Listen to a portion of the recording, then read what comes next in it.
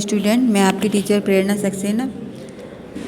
आज हम भूगोल ऐसे 6 क्लास की एसएसटी का भूगोल जो दिया है अपने में, उसका चैप्टर 11 यानी कि भारत की जलवायु पढ़ने जा रहे हैं। इससे पहले अपन ने हाफ ईयरली एग्ज़ाम में 10 तक पढ़ लिया था, 9 और 10 तक। आज हम 11 पार्ट पढ़ेंगे भारत की जलवायु। तो आप मेरे साथ साथ अपनी बुक को खोलकर अपने सामने रख लीजिए और फिर मेरे साथ साथ पार्ट का रीडिंग करिए, ठीक है। किसी क्षेत्र की जलवायु न केवल उसके अपने विशिष्ट अक्षांशों पर स्थित होने पर निर्भर करती है, बल्कि उसकी समुद्र से दूरी एवं अन्य भौगोलिक विशिष्टताओं पर भी निर्भर करती है। अक्षांश स्तर पर भारत का अधिकांश दक्षिणी भाग उष्णकटिबंधीय क्षेत्र में पड़ता है, जबकि इसका उत्तरी भाग अर्ध उष्णकटिबंधीय क्षेत्र में आता है। अतः समूचे देश में ही पर्याप्त मात्रा में उच्च तापमान विशेषकर ग्रीष्म ऋतु में होता है।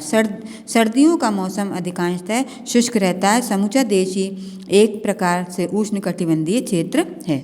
भारतीय जलवायु को प्रभावित करने वाले तत्व। अक्षांश। भारत 8 डिग्री उत्तर और 37 डिग्री उत्तर अक्षांश के मध्य स्थित है। कर्क रेखा भारत की बिल्कुल मध्य से होकर गुजरती है, जबकि उसका दक्षिणी भाग उष्णकटिबंधीय क्षेत्र में होता है या पड़ता है। वहीं उसका उत्तरी भाग अर्ध उष्णकटिबंधीय क्षेत्र में आता है। अतः ऊंचे पर्वतीय क्षेत्रों वाले स्थानों को छोड़कर यहाँ का तापमान समूचे देश में ग्रीष्म ऋतु के समय काफ़ी अधिक रहता है, लेकिन सर्दियों के मौसम में उत्तरी भाग के मैदानों में तापमान का स्तर काफ़ी हद तक गिर जाता है। यह तापमान हिमालय क्षेत्र के भागों में जमाव बिंदु से कई बिंदु नीचे तक पहुंच जाता है, जबकि बाकी देश के क्षेत्रों में यह निम्न से मध्य स्तर पर ही रहता है। इस प्रकार हम कह सकते हैं कि भारत एक गर्म उष्णकटिबंधीय जलवायु वाला क्षेत्र है। हिमालय पर्वत श्रृंखला का होना। भारत में हिमालय पर्वत श्रृंखला एक ऊंची और सघन पर्वतीय संरचना है।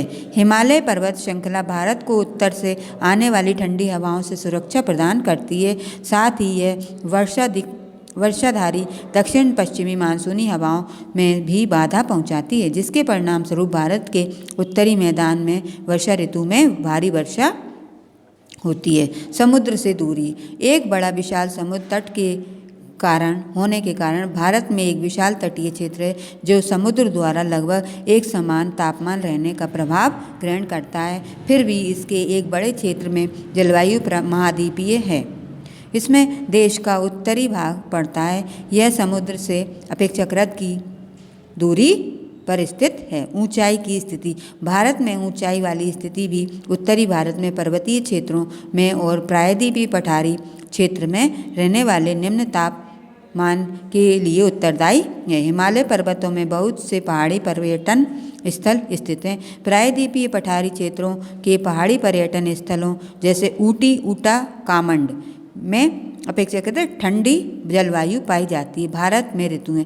भारत में 4 प्रकार की विशिष्ट ऋतुएं पाई जाती हैं। ठंडे मौसम की ऋतु, गर्म मौसम की ऋतु, बढ़ते हुए मानसून की ऋतु अथवा वर्षाकाल, उतरते हुए मानसून की ऋतु अथवा शरद ऋतु। नेक्स्ट पेज पे आएंगे। ठंडे मौसम की ऋतु दिसंबर से लेकर फरवरी तक चलती है, जो अभी चल रही है ना। उत्तर भारत के क्षेत्रों में ठंडे मौसम की ऋतु अथवा शीत ऋतु मध्य नवंबर के महीने से प्रारंभ हो जाती है।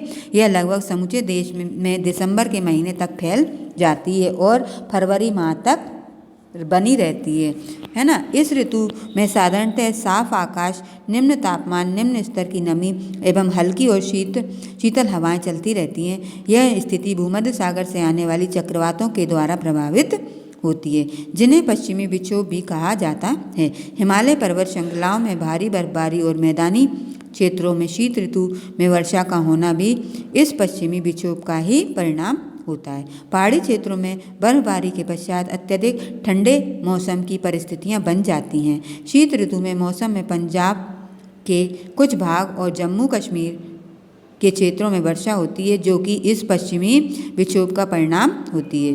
इसका उद्भव स्रोत भूमध्य सागर होता है। यह वर्षा हेतु गेहूं की फसल के लिए बहुत लाभदायी होती है। इस ऋतु के दौरान तमिलनाडु के कोरोमंडल तटीय क्षेत्र में भी वर्षा होती है। यह वर्षा उत्तर क्षेत्र में से आने वाले मानसून के कारण होती है। भारत के उत्तर पूर्वी क्षेत्रों में बहने वाली हवाएं बंगाल की खाड़ी से गुजरते हुए नमी सोखती हैं और तमिलनाडु के तटीय क्षेत्रों में पहुंचने पर वर्षा करती हैं। गर्म मौसम की ऋतु मार्च माह से मई तक है ना, अब जो आएगी है ना, जब गर्मी होती है उसको कहते हैं। यह ऋतु मार्च महीने से प्रारंभिक काल से शुरू होकर मई महीने के अंत तक और देश के कुछ क्षेत्रों में जून माह के अंत तक रहती है। इन महीनों के दौरान तापमान का स्तर बढ़ जाता है। भारत का प्रत्येक हिस्सा गर्म और शुष्क मौसम का अनुभव करने लगता है। मार्च माह के दौरान प्रायद्वीपीय पठारी क्षेत्र में आलेखित किया जाने वाला सबसे उच्च तापमान लगभग 38 डिग्री सेंटीग्रेड होता है।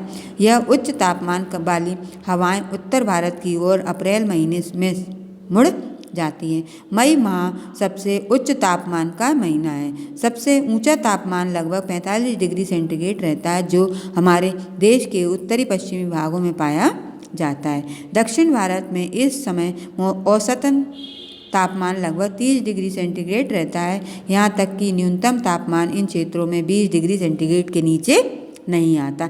इस कारणवश ग्रीष्म ऋतु के दौरान रात्रि में भी गर्मी पर्याप्त होती है। गर्म और शुष्क हवाएं, जिन्हें लू कहा जाता है, अधिकांश उत्तर भारत के विशाल मैदान क्षेत्रों में बहती हैं। शाम के समय धूल भरी आंधियां आना आरंभ हो जाती हैं या सामान्य है आती हैं। इसके पश्चात कुछ क्षेत्र हल्की वर्षा ग्रहण करते हैं। यह कष्टकारी गर्मी से अस्थायी रूप से राहत पहुंचाती है। भारत के बहुत से हिस्से इस समय मानसून पूर्व वर्षा भी अनुभव करते हैं। केरल और कर्नाटक राज्य में यह मानसून पूर्व वर्ष मैंगो शोवर्स यानी आम्र वर्षा कहलाती है, क्योंकि यह आम के फलों की फसल को समय पूर्व पकने में सहायता करती है। बढ़ते हुए मानसून की ऋतु यानी जून माह से सितंबर तक। मानसून शब्द अरबी भाषा के शब्द मौसिक से लिया गया। इसका अर्थ होता है ऋतु। इस ऋतु का वर्षा के निकट का संबंध है और इसी कारणवश इस मानसून ऋतु को वर्षा काल की ऋतु भी कहा जाता है। यह बढ़ते हुए मानसून की ऋतु जून माह से प्रारंभ होती है और सितंबर माह तक जारी रहती है।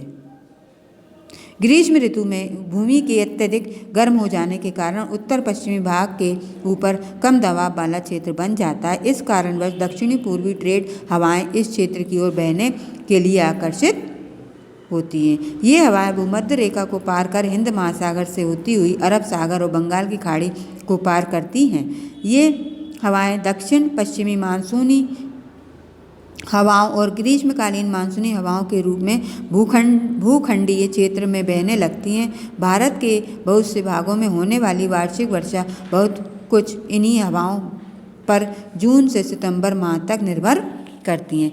वर्षा पड़ने का स्तर दक्षिण से उत्तर की ओर आते हुए और पूर्व से पश्चिम की ओर जाते हुए घटता चला जाता है। यद्यपि तमिलनाडु का तटीय क्षेत्र इस समय भी प्रायः शुष्क रहता है। नेक्स्ट पेज पे आइए।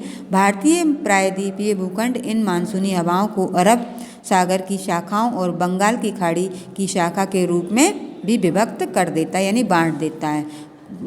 मानसूनी हवाओं की अरब सागर वाली शाखा भारत के पश्चिमी तट पर आती हैं और मालाबार तट से होती हुई उत्तर की ओर बढ़ जाती हैं। बंगाल की खाड़ी की मानसूनी हवाओं की शाखा बंगाल के तट पर पहुंचती है और मेघालय के दक्षिणी भाग में बरसती है। यहाँ तक आने पर मानसूनी हवाएं मुड़ जाती हैं और पश्चिमी दिशा की ओर बढ़ते हुए गंगा के मैदानों तक पहुँचती हैं।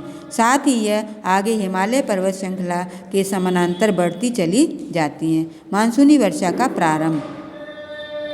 दक्षिणी पश्चिमी मानसूनी हवाओं को भारत में जून माह के प्रारंभ में पहुंचने की आशा की जाती है, जो मानसून का आगमन के रूप में जाना जाता है। इसके पश्चात 4 या 5 सप्ताहों में ही मानसूनी हवाओं की दोनों शाखाएं लगभग समूचे भारतीय प्रायद्वीपीय भूखंड में फैल जाती है। मानसून का बरसना। मानसूनी हवाओं का पदार्पण, जिसके साथ ही बिजली का कड़कना और बादलों की गड़गड़ाहट सम्मिलित रहती है, मानसून का बरसना कहलाती है। भारत का कोई भूखंडीय क्षेत्र इसके 4 महीने के अंतराल में निरंतरता के साथ वर्षा प्राप्त नहीं करता। साधारणतः भारी वर्षा होने की अवधि के साथ ही इसके पश्चात सूखा अथवा शुष्क अवधि का सामना होता है। यह मानसूनी हवाएं प्रायः अनियमित और असमयकालीन होती हैं। इसके द्वारा लाई गई भारी वर्षा भारत के कुछ क्षेत्रों में बाढ़ ला देती है तो कुछ क्षेत्रों में सूखा ला देती है। उतरते हुए मानसून की ऋतु अक्टूबर माह से नवंबर माह तक। मानसून के उतराव की प्रक्रिया क्रमिक है। मानसूनी हवाओं का उतराव भारत के उत्तर पश्चिमी मैदानी क्षेत्रों से सितंबर माह के द्वितीय सप्ताह को प्रारंभ हो जाता है और यह गंगा के डेल्टा क्षेत्र से नवंबर माह के मध्य में पूर्ण हो जाता है, जब इस समय मानसूनी हवाएं पूर्ण रूप से वापस लौट आती हैं। वर्षा के स्तर का विभिन्न क्षेत्रों में विवरण। भारत में वर्षा के स्तर का विवरण बहुत ही असमान लिए हुए है।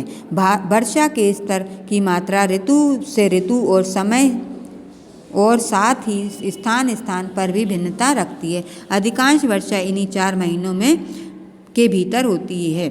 ये हैं दक्षिण पश्चिमी मानसून में से होने वाली वर्षा, जून से सितंबर माह तक होने वाली वर्षा। वर्षा की मात्रा के विवरण का निकटता से संबंध भूमि की बनावट और वर्षा से भरी हवाओं की दिशा पर निर्भर होता है। वर्षा की मात्रा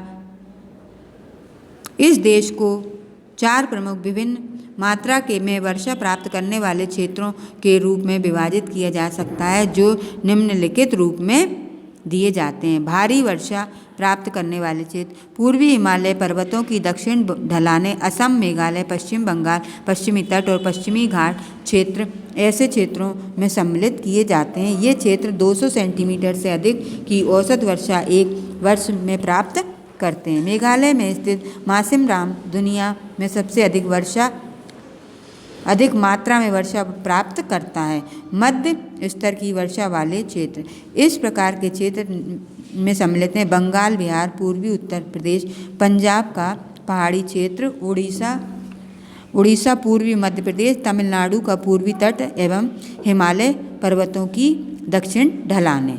इस प्रकार के क्षेत्र औसत रूप से 100 से 200 सेंटीमीटर वर्षा प्रतिवर्ष प्राप्त करते हैं। निम्न स्तर की वर्षा वाले क्षेत्र अधिकांश दक्षिण का पठार, गुजरात, पूर्वी राजस्थान, पश्चिमी उत्तर प्रदेश, हरियाणा और पंजाब के क्षेत्र ऐसे ही क्षेत्रों में आते हैं जो प्रतिवर्ष 50 से 100 सेंटीमीटर की वर्षा प्राप्त करते हैं। नेक्स्ट पेज पे आइए। अल्प वर्षा क्षेत्र लद्दाख, हिमाचल प्रदेश के उत्तरी हिस्से, कच्छ का प्रायद्वीप, पश्चिमी राजस्थान, दक्षिण पश्चिमी पंजाब ऐसे ही क्षेत्र के अंतर्गत आते हैं। इस प्रकार से क्षेत्र 50 सेंटीमीटर से भी कम वर्षा को प्रतिवर्ष प्राप्त करते हैं। तो बच्चों, आज ये आपका चैप्टर कंप्लीट हो गया, मतलब पढ़ लिया भारत की जलवायु। नेक्स्ट वीडियो में हम इसको अभ्यास कार्य के साथ फिर मिलेंगे करते हुए। तब तक आप इसको इस पार्ट को एक बार और रीडिंग करिएगा। Thank you, bye bye.